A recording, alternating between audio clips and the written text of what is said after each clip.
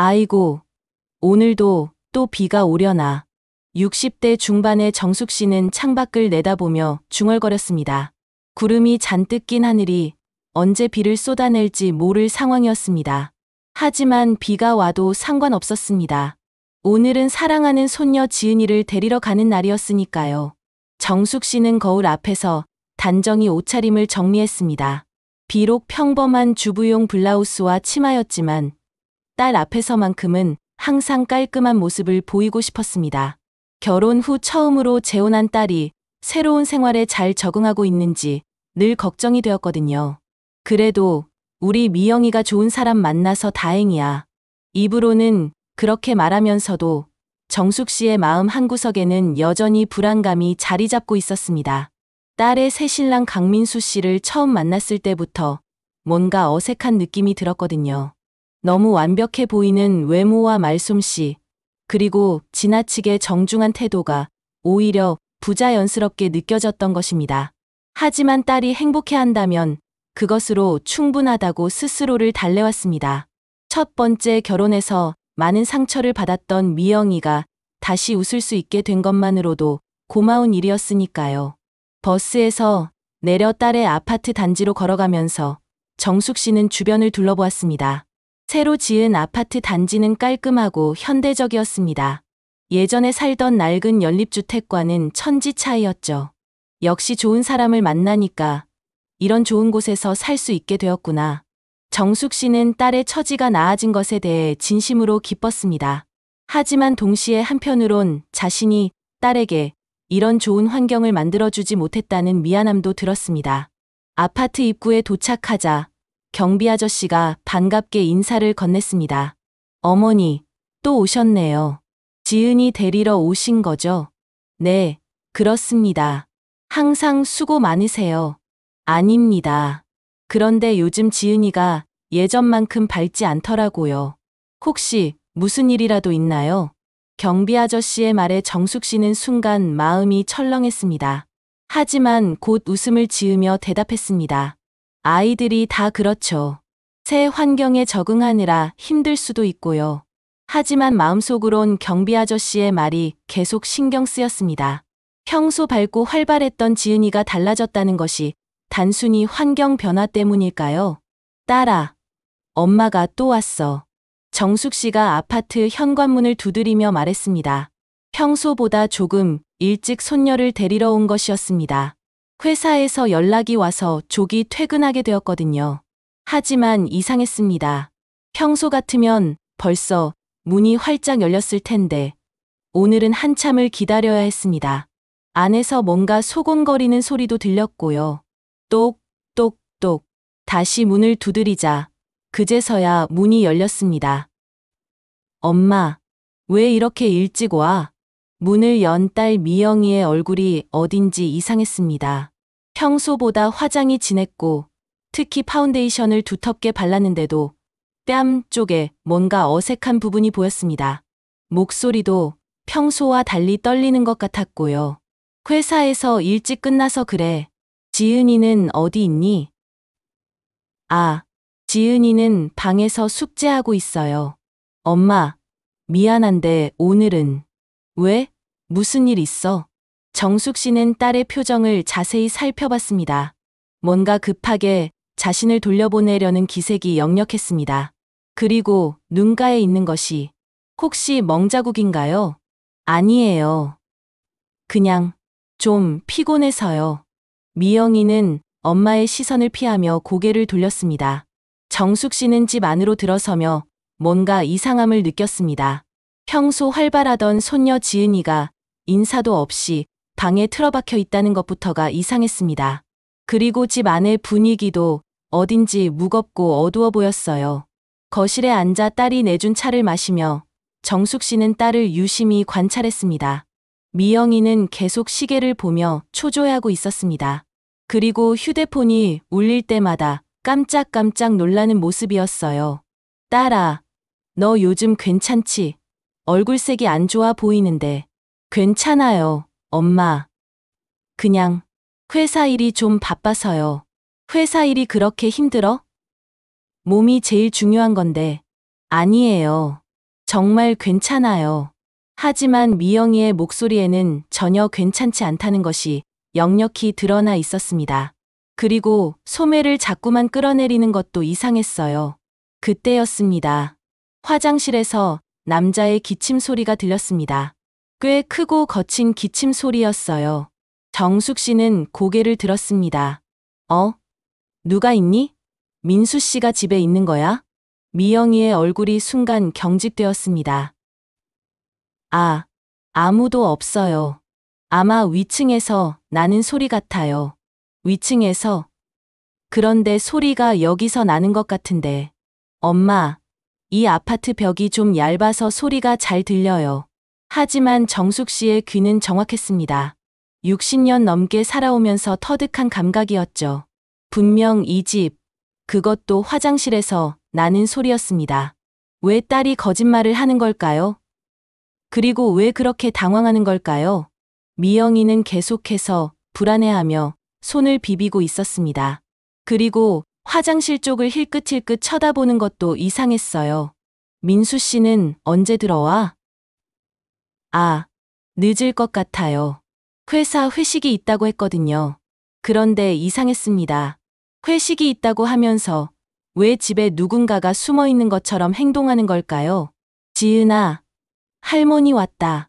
정숙 씨가 손녀방에 들어가자 8살 지은이가 책상 앞에 앉아 있었습니다. 하지만 숙제를 하고 있다던 것과 달리 그냥 멍하니 앉아 있을 뿐이었어요. 그리고 얼굴이 창백했습니다. 지은아, 할머니 못 봤어. 왜 인사도 안 해? 할머니. 지은이가 고개를 들었는데 눈가가 빨갛게 부어 있었습니다. 울었던 것 같았어요. 어머, 우리 지은이 왜 울었어? 누가 우리 지은이 울렸니? 정숙 씨는 황급히 손녀를 안아주며 물었습니다. 할머니, 나 할머니 집에 가서 살면 안 돼. 왜? 여기가 더 좋잖아. 새 아빠도 있고, 더 큰 방도 있고. 싫어요. 여기 싫어요. 지은이의 말에 정숙 씨는 깜짝 놀랐습니다. 평소 밝고 적응력이 좋던 지은이가 이런 말을 하다니. 왜 싫은데? 무슨 일 있니? 엄마가 자꾸 이상한 아저씨랑 있어요. 그리고 밤에 무서운 소리가 나요. 정숙 씨의 심장이 쿵쿵 뛰기 시작했습니다. 이상한 아저씨라니? 민수 씨를 말하는 건가요? 지은아, 이상한 아저씨가 뭔 말이야? 새아빠 말하는 거야? 새아빠도 무서워요. 엄마한테 소리 지르고 엄마를 아프게 해요. 정숙 씨는 온몸에 소름이 돋았습니다. 딸이 재혼한 지 이제 겨우 6개월. 새아빠라고 부르는 그 사람에 대해 정숙 씨는 처음부터 좋지 않은 느낌을 받았었는데 설마 그 느낌이 맞았던 걸까요? 지은아, 무서운 소리가 뭔데? 할머니한테 자세히 말해봐. 지은이는 한참 머뭇거리다가 입을 열었습니다. 엄마가 그만해. 아파 이렇게 소리 지르는데 새아빠는 조용히 해. 괜찮다 이렇게만 말해요. 그리고 엄마 손목이랑 팔에 검은 자국이 생겼어요. 검은 자국? 네. 멍처럼. 그리고 엄마가 아침에 화장하면서 울어요. 정숙 씨는 머리가 하얗게 변하는 것 같았습니다. 지은이의 말이 사실이라면 딸이 폭행을 당하고 있다는 뜻이 아닌가요? 지은아, 그런 일이 자주 있어. 거의 매일이요. 특히 새아빠가 술 마시고 오는 날은 더 심해요. 그리고 지은이는 더 말하기 어려워하며 망설였습니다. 그리고 뭐? 새아빠가 다른 아저씨들을 집에 데려와요. 무서워 보이는 사람들이요. 그 사람들이 와서 엄마한테 뭔가 말하면 엄마가 더 무서워해요. 정숙 씨는 숨이 막히는 것 같았습니다. 다른 사람들까지 집에 데려온다니. 도대체 무슨 일이 벌어지고 있는 걸까요? 정숙 씨는 딸과 이야기하기 위해 거실로 나왔습니다. 그런데 미영이는 휴대폰으로 통화를 하고 있었습니다. 목소리가 작아서 내용은 잘 들리지 않았지만 말투가 평소와 많이 달랐어요. 응, 알았어. 30분 후에. 네, 알겠습니다. 제가 준비해 놓을게요. 전화를 끄는 미영이의 표정이 더욱 어두워졌습니다. 그리고 떨리는 손으로 소매를 계속 당기고 있었어요. 딸아, 누구랑 통화했어? 아, 그냥 회사에서요. 회사에서. 벌써 퇴근 시간 지났는데 급한 일이 있대요. 미영이는 계속 거짓말을 하고 있었습니다. 정숙 씨는 이제 확신했어요. 분명히 뭔가 심각한 일이 벌어지고 있다는 것을. 엄마, 죄송한데 오늘은 일찍 가주실 수 있을까요? 갑자기 볼 일이 생겨서. 무슨 일인데? 엄마가 도와줄 수 있는 일이면. 아니에요. 그냥 민수 오빠가 오는데 좀 예민해해서. 민수 오빠. 아까는 회식이 있어서 늦는다고 하지 않았나요? 딸의 말이 계속 바뀌고 있었습니다. 정숙 씨는 딸의 팔을 자세히 보았습니다. 긴 소매로 가려져 있었지만 소매 끝으로 살짝 보이는 손목에 검붉은 자국이 선명했습니다. 지은이가 말한 그 자국이었어요. 딸아, 손목에 뭐가 있니? 다친 거야? 미영이는 깜짝 놀라며 재빨리 소매를 끌어내렸습니다. 아, 아무것도 없어요. 그냥 일하다가 책상에 부딪힌 거예요. 책상에 부딪혀서 저렇게 되겠어? 보자. 엄마, 정말 괜찮아요. 아프지도 않고. 하지만 정숙 씨는 확신했습니다. 그것은 누군가에게 강하게 붙잡혔을 때 생기는 자국이었어요. 평생 살면서 한두 번 본 것이 아니었거든요. 그때 현관에서 열쇠 소리가 들렸습니다. 미영이의 얼굴이 순간 하얗게 변했어요. 민수 오빠 온다. 엄마, 빨리. 잠깐, 인사라도 하고 가야지. 안 돼요. 지금은 안 돼요. 미영이가 거의 울듯이 말했습니다. 그 모습을 보는 순간 정숙 씨는 모든 것을 깨달았어요. 현관문이 열리면서 강민수가 들어왔습니다. 키가 크고 잘생긴 외모였지만 오늘은 뭔가 분위기가 달랐어요. 술 냄새가 났고 표정도 험악했습니다. 어머니, 안 계신 줄 알았는데. 아, 민수 씨. 지은이 데리러 왔다가. 그러시군요. 그런데 좀 급한 일이 있어서. 미영아, 어머니 모셔다 드려. 말은 정중했지만 어조가 명령조였어요. 그리고 미영이를 바라보는 눈빛이 예사롭지 않았습니다. 네, 엄마, 제가 모셔다 드릴게요. 미영이는 떨리는 목소리로 말했습니다. 정숙 씨는 일어서면서 강민수를 자세히 관찰했습니다. 겉으로는 멀쩡해 보이지만 뭔가 위험한 기운이 느껴졌어요. 특히 미영이를 바라보는 시선이 사랑하는 아내를 보는 눈빛이 아니었습니다. 지은이는 방에서 숙제하고 있어요. 그래? 인사 안 하나? 강민수의 목소리에 짜증이 섞여 있었습니다. 지은아, 아빠 왔어. 인사해. 미영이가 불렀지만 지은이는 나오지 않았어요. 아이가 부끄러워하나 봐요. 정숙 씨가 말했지만 사실은 지은이가 강민수를 무서워한다는 것을 알 수 있었습니다. 집을 나서며 정숙 씨는 뒤돌아 아파트를 바라보았습니다. 3층 창문에 남자의 실루엣이 보였습니다. 강민수가 자신을 지켜보고 있었어요. 그리고 그 모습에서 뭔가 위협적인 기운이 느껴졌습니다. 엘리베이터를 기다리는 동안 정숙 씨는 오늘 본 모든 것들을 정리해봤습니다. 딸의 이상한 행동, 거짓말, 손목의 멍자국, 지은이의 증언, 화장실에 숨어있던 사람, 그리고 강민수의 위협적인 분위기, 모든 조각들이 맞춰지면서 하나의 그림이 완성되었습니다. 이건 정말 심각한 일이야. 정숙 씨는 확신했습니다. 딸에게 뭔가 심각한 일이 일어나고 있다는 것을, 그리고 그 새아빠라는 사람이 절대 평범한 사람이 아니라는 것을. 화장실에 숨어 있던 것도, 창문에서 감시하는 것도, 딸을 위협하는 것도 모두 계획적인 행동이었어요. 버스 정류장에서 버스를 기다리면서 정숙 씨의 마음은 복잡했습니다. 딸을 도와주고 싶지만 어떻게 해야 할지 막막했어요. 경찰에 신고하자니 확실한 증거가 없었고 섣불리 행동했다가는 오히려 딸이 더 더 위험해질 수도 있었습니다. 하지만 한 가지는 분명했습니다. 내가 반드시 알아내야 해. 내 딸과 손녀를 지켜야 한다. 정숙 씨의 어머니로서의 직감이 모든 것을 말해주고 있었습니다. 60년 넘게 살아오면서 기른 감각이, 그리고 딸을 향한 모성애가 위험을 감지하고 있었어요. 집으로 돌아가는 버스 안에서 정숙 씨는 계획을 세우기 시작했습니다. 우선 그 강민수라는 사람에 대해 더 알아봐야 했어요. 그리고 딸이 정말로 위험에 처해 있는지 확인해야 했습니다. 내일부터 본격적으로 알아봐야겠어. 평생 가정주부로만 살아왔지만 딸을 위해서라면 뭐든지 할 수 있을 것 같았습니다. 그날 밤 정숙 씨는 잠을 이룰 수 없었습니다.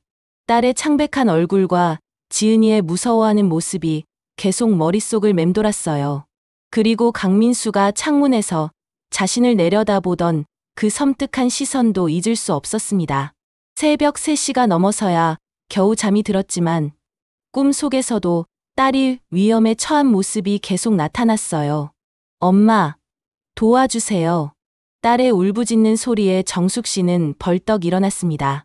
꿈이었지만 너무나 생생했어요. 온몸이 식은땀으로 젖어 있었습니다. 시계를 보니 새벽 5시였습니다. 더 이상 잠들 수 없을 것 같았어요. 정숙 씨는 침대에서 일어나 거실로 나왔습니다. 창밖으로 새벽 공기가 스며들어와 차갑게 느껴졌지만 머리는 더욱 맑아졌어요. 정말 내가 예민하게 반응하는 걸까? 하지만 아무리 생각해도 어제 본 것들은 정상적이지 않았습니다. 특히 지은이의 말. 8살 아이가 거짓말을 할 리는 없잖아요. 정숙 씨는 결심했습니다. 더 이상 망설일 수 없었어요. 우선 그 사람에 대해 알아봐야겠어. 아침 일찍 정숙 씨는 노인정으로 향했습니다. 평소 친하게 지내던 친구 순이를 만나기 위해서였어요. 순이는 정보통으로 유명했고 특히 순이의 아들이 한 방송사에서 기자로 일하고 있어서 사람을 알아보는 일에는 능했거든요. 순이야, 일찍 나왔네. 정수가, 너도 일찍 나왔구나. 그런데 얼굴이 안 좋아 보인다. 무슨 일 있어? 순이는 정숙 씨의 표정을 보자마자 알아차렸습니다. 순이야, 사실 부탁이 있어. 우리 딸 새신랑 좀 알아봐 줄 수 있을까? 새신랑? 강민수 씨 말하는 거야? 왜? 뭔가 이상한 일이라도 있어? 순이의 표정이 진지해졌습니다. 정숙 씨는 어제 본 모든 것들을 자세히 이야기했습니다. 딸의 이상한 행동부터 지은이의 증언까지 하나도 빠뜨리지 않고 말했어요. 순이는 심각한 표정으로 들었습니다.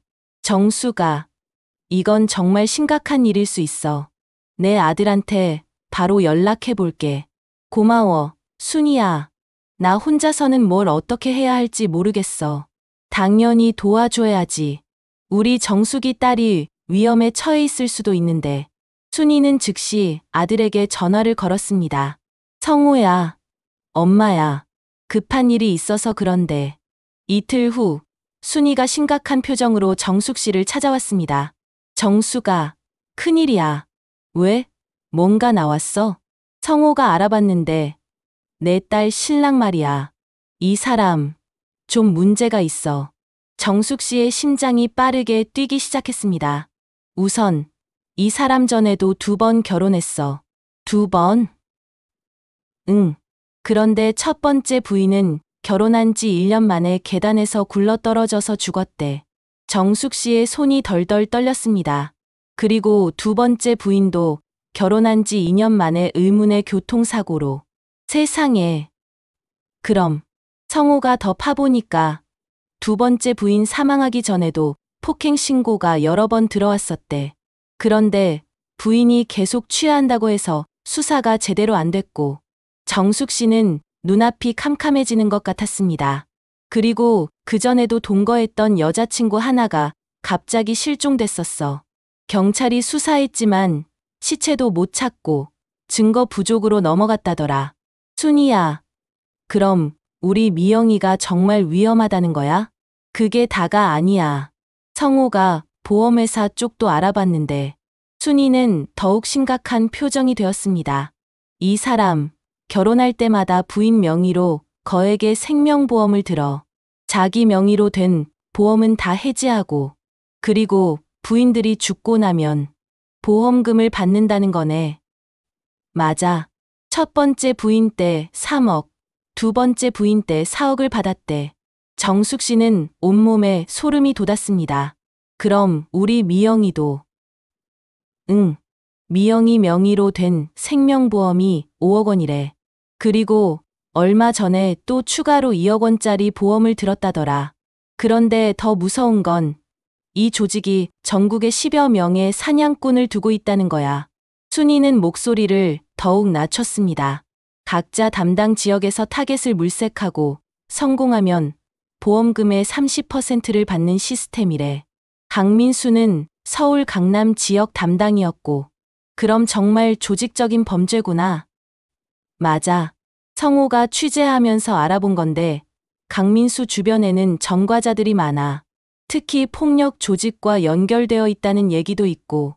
폭력 조직? 응. 보험 사기를 전문적으로 하는 조직이 있대.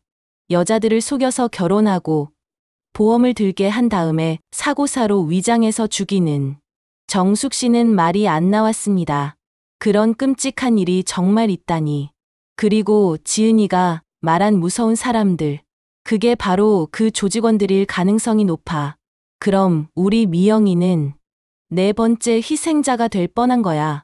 순이의 말에 정숙 씨는 눈물이 쏟아졌습니다.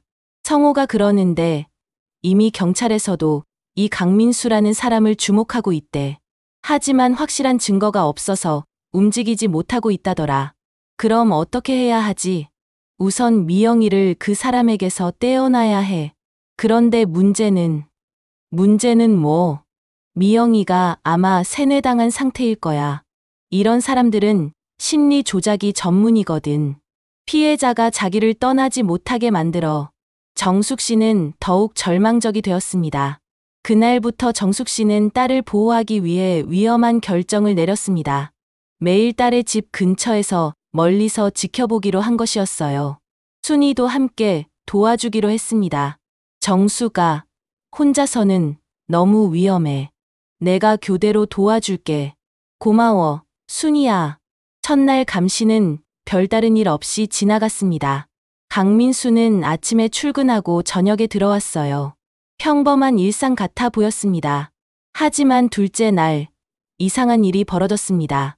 오후 2시쯤 검은색 승용차 한 대가 아파트 앞에 섰어요. 그리고 덩치 큰 남자 2명이 내려서 아파트로 들어갔습니다. 저 사람들이 지은이가 말한 무서운 사람들인가? 정숙 씨는 가슴이 두근거렸습니다. 그 덩치 큰 남자들은 나중에 알고 보니 강민수의 조직원들이었습니다. 미영이를 압박하여 더 많은 보험에 가입시키고 계획을 서두르라는 지시를 내리러 온 것이었어요. 그들이 나간 후 미영이가 더욱 위축된 모습을 보인 것도 그 때문이었습니다. 일주일째 되는 날, 정숙 씨는 충격적인 장면을 목격했습니다. 저녁 9시쯤 강민수가 술에 취해서 집으로 돌아왔어요. 그리고 얼마 후 발코니에서 미영이와 격하게 다투는 모습이 보였습니다. 소리는 들리지 않았지만 몸짓으로 봐서는 매우 격한 말다툼이었어요. 그리고 안 돼.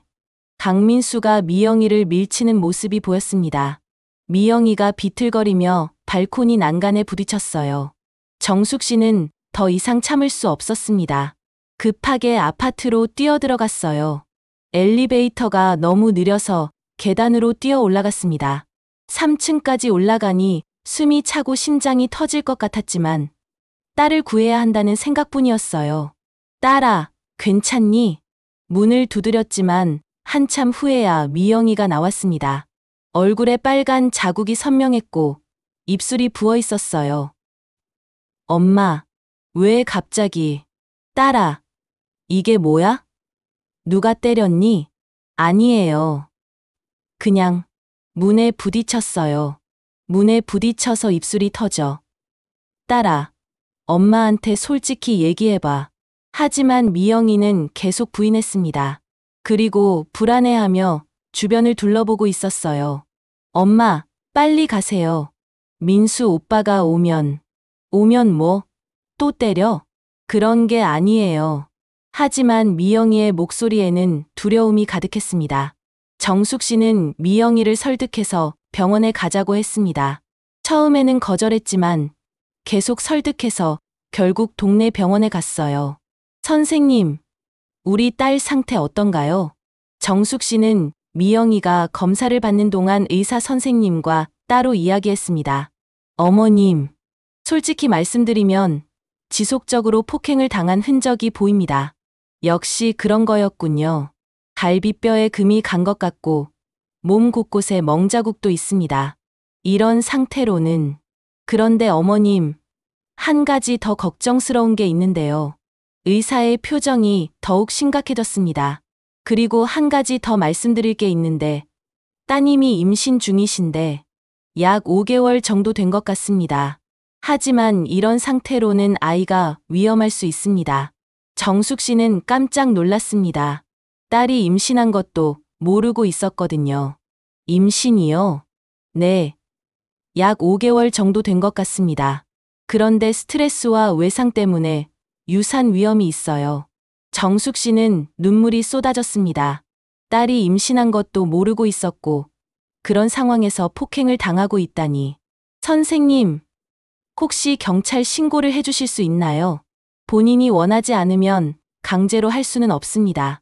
하지만 상당히 위험한 상태인 것은 분명합니다. 병원에서 나온 후 정숙 씨는 미영이와 카페에 앉았습니다.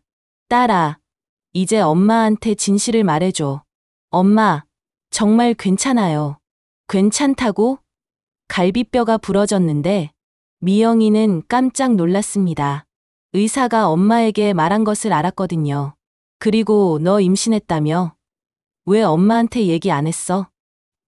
엄마, 미영이의 눈에 눈물이 고였습니다. 딸아, 엄마는 너를 지키고 싶어서 그래. 지은이도 무서워하고 너도 이렇게 다치고 이게 정상인 것 같아. 엄마, 민수 오빠는 나쁜 사람이 아니에요. 그냥 스트레스를 많이 받아서. 스트레스 받는다고 임신한 부인을 때려? 그게 말이 되니? 정숙 씨는 순이에게서 들은 이야기를 해주려고 했지만 섣불리 말했다가는 오히려 딸이 더 위험해질 수도 있을 것 같았어요. 딸아, 우선 우리 집에 와서 좀 쉬어. 몸 상태도 안 좋고. 안 돼요, 엄마. 민수 오빠가 걱정할 거예요. 걱정하는 사람이 이렇게 때려. 하지만 미영이는 계속 강민수를 감싸고 있었습니다. 정말로 세뇌당한 상태인 것 같았어요. 집으로 돌아온 정숙 씨는 순이에게 오늘 있었던 일을 모두 이야기했습니다. 순이야, 미영이가 임신했대. 임신. 그럼 더 위험하겠네. 왜? 성호가 그러는데 이런 사람들은 부인이 임신하면 더 조급해진대. 보험금 받을 시기를 앞당기려고 해서. 정숙 씨는 소름이 돋았습니다. 그리고 또 알아낸 게 있어. 순이가 메모를 꺼내며 말했습니다. 강민수가 최근에 미영이 명의로 또 다른 보험을 들었어. 이번엔 상해보험이야. 상해보험? 응. 사고로 다치거나 죽으면 보험금이 나오는 거야. 그것도 8억 원짜리로. 그럼 총 15억 원이나? 맞아. 그리고 성호가 보험회사 사람들한테 들은 얘긴데 강민수가 최근에 보험금 지급 조건에 대해 자세히 문의했대. 정숙 씨는 온몸이 차갑게 식었습니다. 특히 산악사고나 익사사고 같은 경우 보험금이 어떻게 나오는지. 그럼 곧 뭔가 일이 벌어진다는 뜻이네. 그런 것 같아. 그래서 우리가 더 빨리 움직여야 해. 며칠 후 순이가 더욱 충격적인 정보를 가져왔습니다. 정수가 이거 완전 조직적인 범죄야. 조직적이라고? 성호가 경찰 쪽 사람들한테 들은 건데 강민수는 혼자 하는 게 아니래. 뒤에 큰 조직이 있어. 순이는 목소리를 낮추며 계속 설명했습니다. 이 조직은 경제력 있는 여자들을 타겟으로 해. 특히 이혼 경력이 있고 자녀가 있는 여자들을 노려. 왜 그런 여자들을? 정서적으로 불안하고 재혼에 대한 간절함이 있어서 속이기 쉽대. 그리고 자녀 때문에 쉽게 도망가지도 못하고 정숙 씨는 딸의 상황이 완전히 이들의 타겟과 일치한다는 것을 깨달았습니다. 조직에서는 강민수 같은 사람들을 여러 명 키워놔. 외모도 좋고 말솜씨도 좋은 사람들로. 그리고 타겟을 정하면 체계적으로 접근해서 결혼까지 유도하는 거야. 그리고 보험을 들게 하고.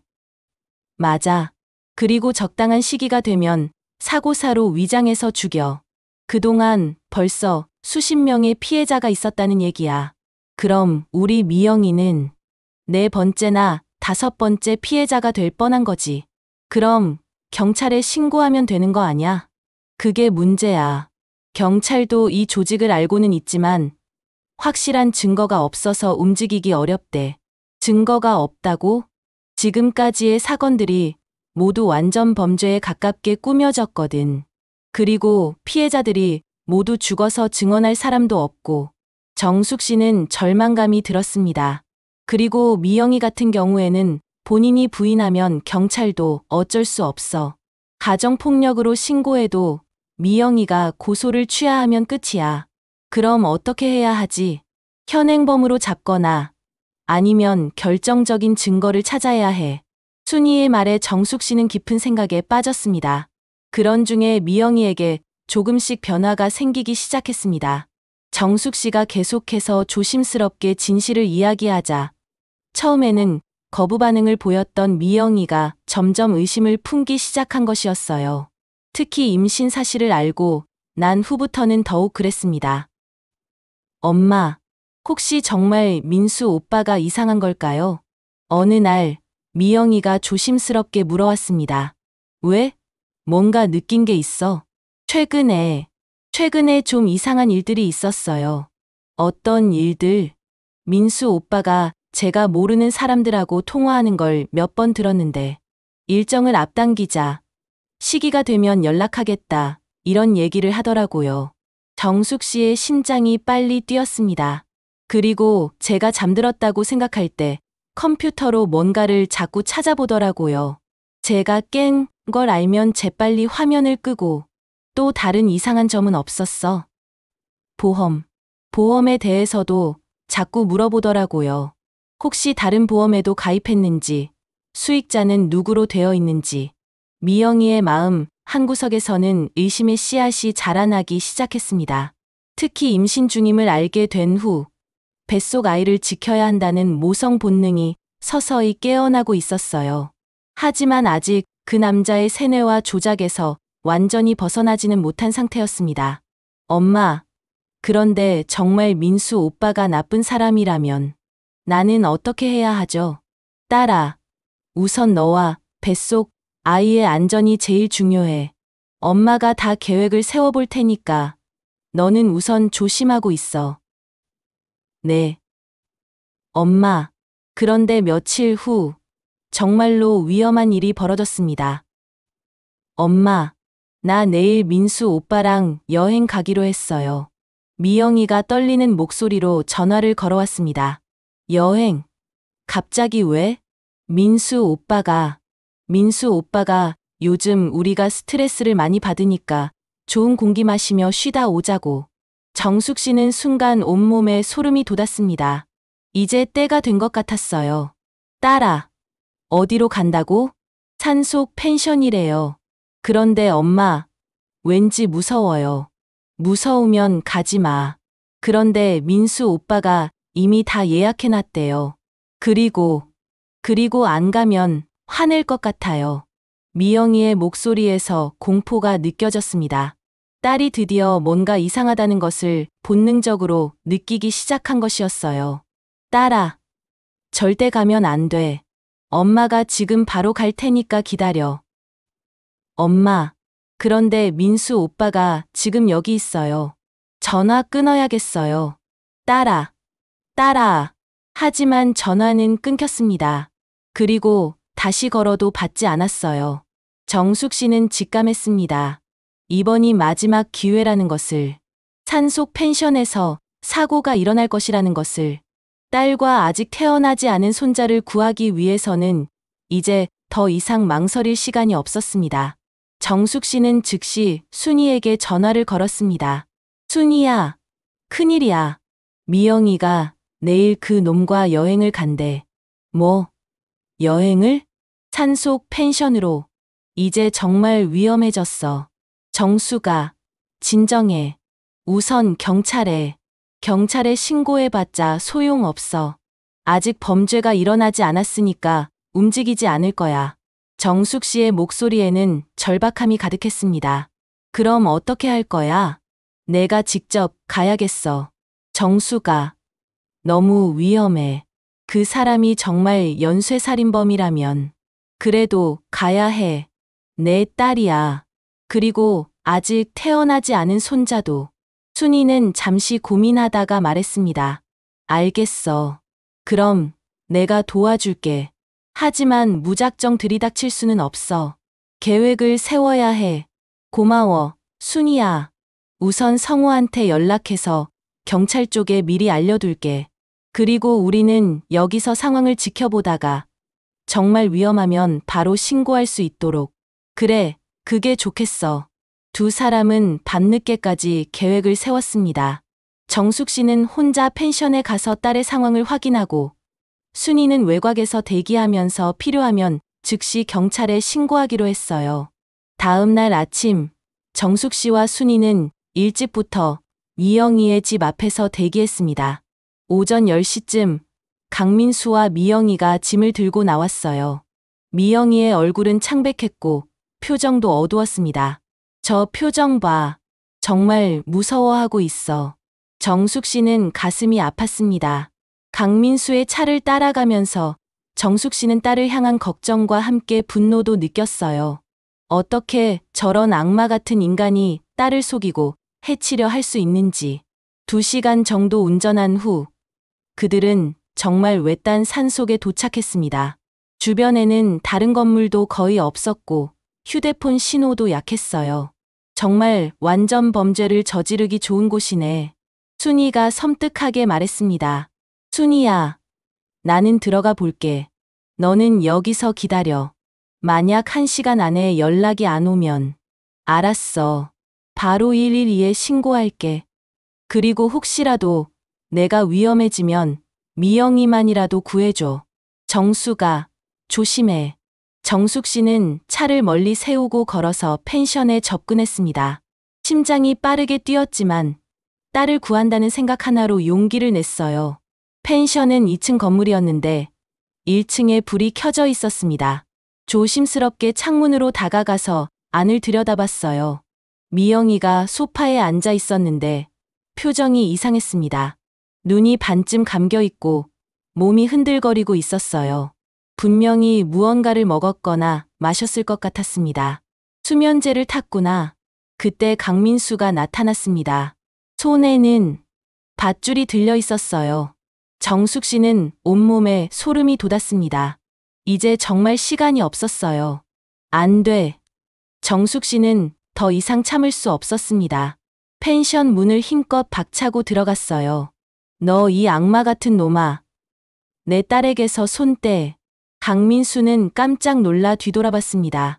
하지만 곧 냉소적인 웃음을 지었어요. 어머님, 여기 어떻게 오셨어요? 이런 외진 곳까지. 네가 어떤 사람인지 이제 다 알았다. 네가 전 부인들한테 한 짓도 알고 미영이한테 보험을 들어둔 것도 다 안다. 강민수의 표정이 순간 급변했습니다. 더 이상 가면을 쓸 필요가 없다는 듯이 본래 모습을 드러냈어요. 어머님께서 정말 많이 아시는군요. 그런데 너무 늦게 오셨는데요. 늦지 않았어. 아직 늦지 않았다고. 정숙 씨는 미영이에게 다가가려 했지만 강민수가 막아섰습니다. 어머님, 이제 와서 뭘 하시려는 건가요? 미영이는 이미 충분한 양의 수면제를 먹었어요. 곧 깊은 잠에 빠질 거고. 너 이 미친 놈아. 미친 놈이라고요? 나는 그냥 내 일을 하고 있는 거야.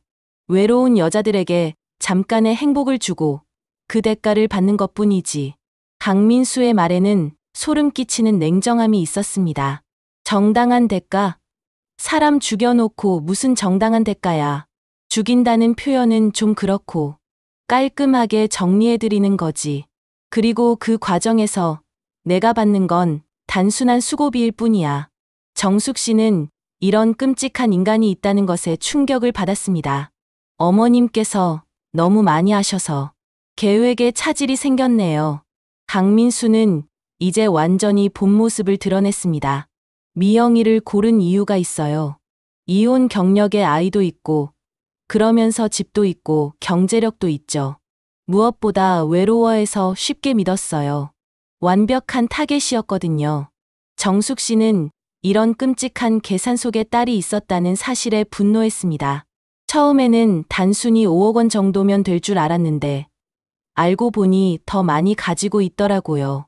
그래서 보험을 추가로 더 들었어요. 총 15억 원이요. 정숙 씨는 숨이 막혔습니다. 그런데 임신까지 하게 되어서 이거 정말 대박이에요. 임신한 여자가 사고로 죽으면 보험금이 더 나와요. 이 악마야. 오늘 계획은 간단해요. 미영이가 잠든 사이에 계곡으로 데려가서 실족사하게 만들 거예요.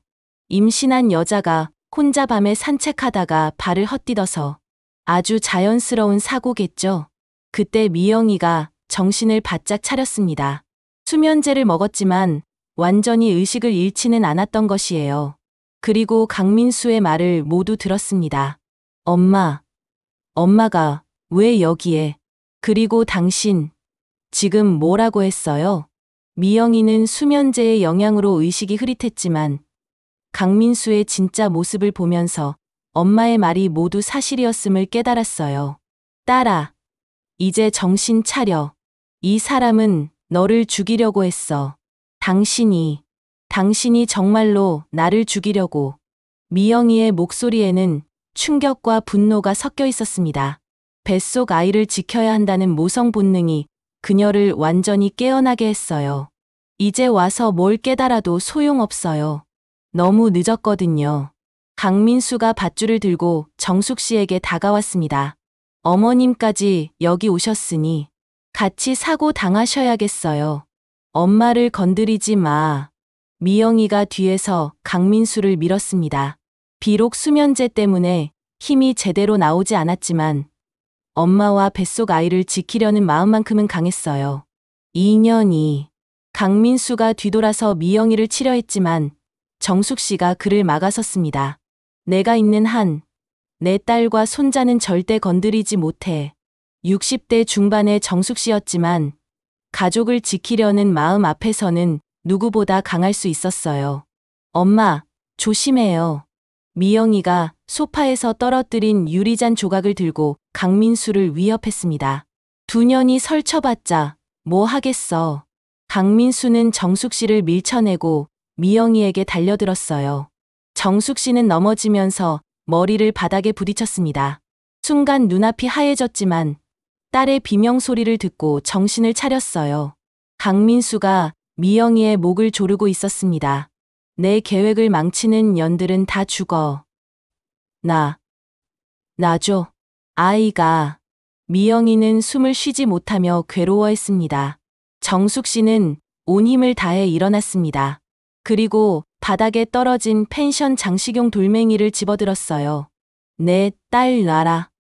정숙 씨가 온 힘을 다해 돌멩이로 강민수의 머리를 쳤습니다. 으악! 강민수가 비틀거리며 미영이를 놓았어요. 그때 밖에서 사이렌 소리가 들렸습니다. 순이가 정확한 타이밍에 경찰을 부른 것이었어요. 경찰이다. 문 열어. 이런 젠장. 강민수는 당황했지만 마지막으로 미영이를 해치려 했습니다. 그래도 너만은 여기서 끝장내겠어. 하지만 정숙 씨가 몸을 날려 딸을 감쌌습니다. 내가 있는 한 절대 안 돼. 문이 부서지면서 경찰들이 들이닥쳤습니다. 꼼짝 마. 손 들어. 강민수는 결국 체포되었습니다.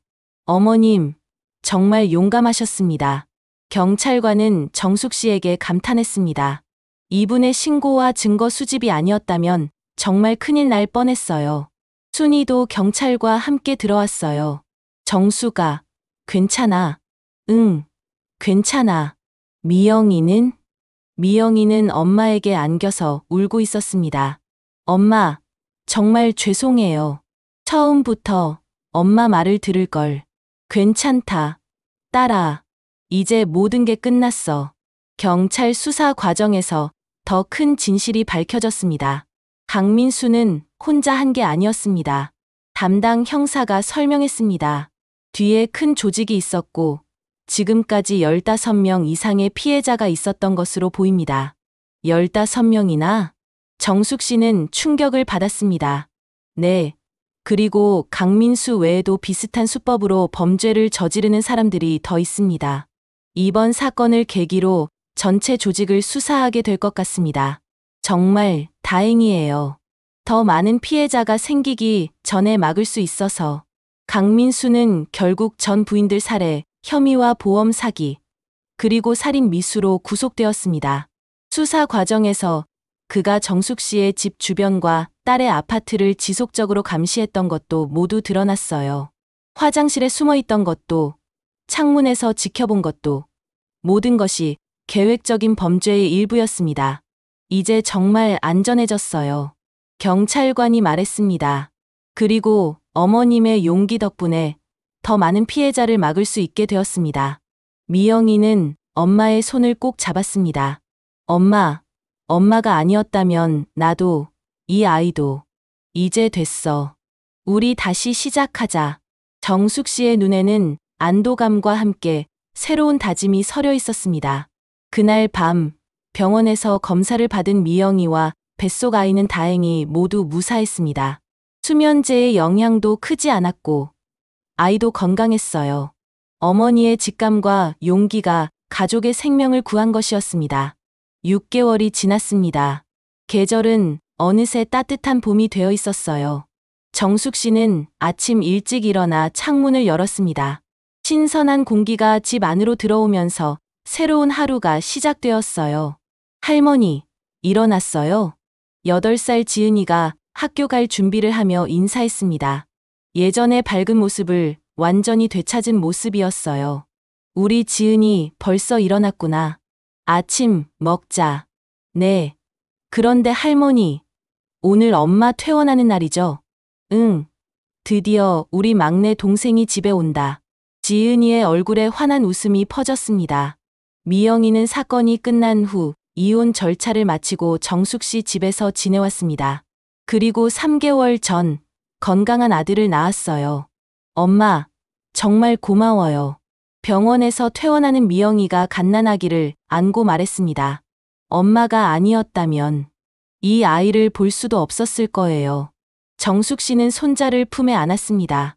작고 연약한 생명이지만 그 안에는 무한한 희망이 담겨 있었어요. 우리 민준아, 할머니한테 와라. 아이의 이름은 민준이었습니다. 민첩하고 준수한 사람이 되라는 뜻으로 지었어요. 엄마, 이제 정말 새로운 시작이에요. 그래, 딸아. 우리 모두 새롭게 시작하자. 집으로 돌아와서 정숙 씨는 미영이와 진솔한 대화를 나눴습니다. 딸아, 그동안 많이 힘들었지? 네. 하지만 이제 괜찮아요. 엄마 덕분에 정말 많은 걸 깨달았어요. 미영이는 차분하게 말했습니다. 사람을 볼 때 겉모습이나 조건만 보면 안 되는구나 하는 거요. 진짜 중요한 건 그 사람의 마음이고 나를 진정으로 아끼는 마음인 것 같아요. 맞다. 딸아. 그리고 엄마. 엄마 말씀을 안 듣고 고집 부려서 죄송했어요. 됐어. 이제 그런 말 하지 마. 정숙 씨는 딸의 손을 잡았습니다. 사람은 누구나 실수할 수 있어. 중요한 건 그 실수에서 배우는 거야. 몇 주가 지나면서 새로운 가족의 일상이 자리 잡았습니다. 지은이는 학교에서 돌아와 동생을 돌보는 일을 도왔고, 미영이는 집에서 아이를 키우며 온라인으로 일을 시작했어요. 그리고 정숙 씨는 손자와 손녀를 돌보며 행복한 시간을 보냈습니다. 할머니, 우리 계속 같이 살 거죠? 지은이가 물었습니다. 물론이지. 우리는 가족이잖아. 좋아요. 할머니가 있으면 정말 든든해요. 그리고 할머니는 정말 용감해요. 영화에서나 나올 법한 할머니 같아요. 지은이의 말에 정숙 씨는 웃었습니다. 할머니가 용감한 게 아니라 너희들을 사랑해서 그런 거야. 어느 저녁, 미영이가 정숙 씨에게 물었습니다. 엄마, 그때 어떻게 알았어요? 처음부터 뭔가 이상하다고. 엄마의 직감이지. 정숙 씨는 창밖을 내다보며 말했습니다. 평생 너를 키워왔는데 네가 힘들어하는 걸 어떻게 모르겠니? 엄마는 네가 웃을 때와 울 때를 다 알아. 그런 거구나. 그리고 딸아, 기억해둬. 돈이 많다고 겉으로 멋있어 보인다고 해서 좋은 사람은 아니야. 정숙 씨는 손자를 안으며 말했습니다. 진짜 사랑은 너를 지켜주고 너의 웃음을 소중히 여기고 너와 아이들의 안전을 최우선으로 생각하는 거야. 네, 엄마. 이제 정말 알겠어요. 몇 달 후, 미영이는 작은 카페를 차리기로 했습니다. 정숙 씨도 함께 일하기로 했어요. 엄마, 정말 괜찮을까요? 제가 사업 경험이 없는데. 괜찮아. 우리가 함께 하는 거잖아. 카페 이름은 따뜻한 둥지로 정했습니다. 가족의 사랑과 보호를 상징하는 의미였어요. 카페 한쪽에는 아이들이 놀 수 있는 공간도 마련했습니다. 지은이는 학교에서 돌아와 여기서 숙제를 하고 민준이는 유모차에서 잠을 자거나 손님들에게 웃음을 선사했어요. 어머님, 정말 좋은 카페네요. 단골 손님이 말했습니다. 가족이 함께 운영하시는 게 느껴져요. 분위기가 정말 따뜻해요. 감사합니다. 정숙 씨는 웃으며 대답했습니다. 카페는 곧 동네 명소가 되었습니다. 특히 정숙 씨의 이야기가 알려지면서 많은 사람들이 찾아왔어요. 정숙 씨 같은 분이 우리 동네에 계셔서 든든합니다. 동네 이장님이 말씀하셨습니다. 요즘 세상의 가족을 위해 그런 용기를 내기가 쉽지 않은데. 아닙니다. 당연한 일을 했을 뿐이에요. 하지만 정숙 씨의 이야기는 많은 사람들에게 감동을 주었습니다. 특히 비슷한 연령대의 여성들에게는 큰 용기를 주었어요. 정숙 씨는 강민수 사건을 계기로 비슷한 피해를 당할 뻔한 다른 여성들을 돕기 시작했습니다. 정숙 씨, 상담 부탁드려도 될까요? 어느 날 40대 여성이 카페로 찾아왔습니다. 제가 최근에 만난 남자분이 있는데 뭔가 이상한 부분이 있어서. 정숙 씨는 그 여성의 이야기를 자세히 들어봤습니다. 그리고 자신의 경험을 바탕으로 조언을 해주었어요. 우선 급하게 결정하지 마세요. 그리고 주변 사람들의 의견도 들어보시고. 네, 알겠습니다. 정말 고맙습니다. 이런 일들이 계속 늘어나면서 정숙 씨는 작은 상담소 역할을 하게 되었어요. 시간이 흘러 민준이는 걸음마를 시작했고 지은이는 9살이 되었습니다. 미영이는 카페 운영에 익숙해졌고 정숙 씨는 여전히 가족의 중심이 되어 모두를 돌보았어요. 할머니, 저희 가족이 정말 행복한 거 맞죠? 어느 날 지은이가 물었습니다. 그럼 우리가 제일 행복한 가족이야. 예전에는 무서웠는데 이제는 정말 안전하고 따뜻해요. 그래, 이제는 정말 안전해. 정숙 씨는 손녀를 안으며 말했습니다. 그리고 할머니가 살아있는 한 우리 가족한테는 절대 나쁜 일이 일어나지 않게 할 거야. 그날 저녁 카페를 정리하며 정숙 씨는 딸에게 말했습니다. 미영아, 우리 정말 잘 해냈지? 네, 엄마. 엄마가 있어서 가능한 일이었어요. 이제 앞으로는 어떤 힘든 일이 있어도 함께 이겨낼 수 있을 것 같아. 네. 그리고 민준이가 자라서 이 이야기를 들으면 할머니를 정말 자랑스러워할 거예요. 그리고 지은이하고 민준이도 마찬가지야. 내가 살아있는 한 우리 가족한테는 절대 나쁜 일이 일어나지 않게 할 거야. 정숙 씨의 눈에는 강한 의지가 반짝였습니다. 그날 밤 모든 가족이 한 집에서 평화롭게 잠든 모습을 보며 정숙 씨는 깊은 만족감을 느꼈습니다. 창밖으로는 따뜻한 봄바람이 불어왔고 새로운 하루를 알리는 새벽이 밝아오고 있었어요. 진정한 행복은 화려한 것이 아니라 사랑하는 사람들과 함께 평범한 일상을 안전하게 보내는 것이라는 걸 다시 한번 깨달았습니다. 어머니의 직감과 용기로 시작된 이 모든 일들이 결국은 더 큰 행복과 평화로 이어진 것이었습니다. 정숙 씨는 조용히 중얼거렸습니다. 내 딸아, 손주들아, 이제 정말 안심하고 살 수 있어. 할머니가 너희를 지켜줄 테니까. 그리고 그 밤, 정숙 씨는 오랜만에 깊고 편안한 잠에 빠져들 수 있었습니다. 모든 것이 정말로 끝났고 새로운 행복한 시작이 펼쳐진 것이었습니다. 어머니의 사랑과 직감이 만들어낸 감동적인 이야기였습니다. 이런 따뜻하고 희망적인 이야기들을 계속 만나고 싶으시다면 구독 버튼을 꼭 눌러주세요. 여러분의 구독과 좋아요 하나하나가 더 좋은 콘텐츠를 만드는 힘이 됩니다.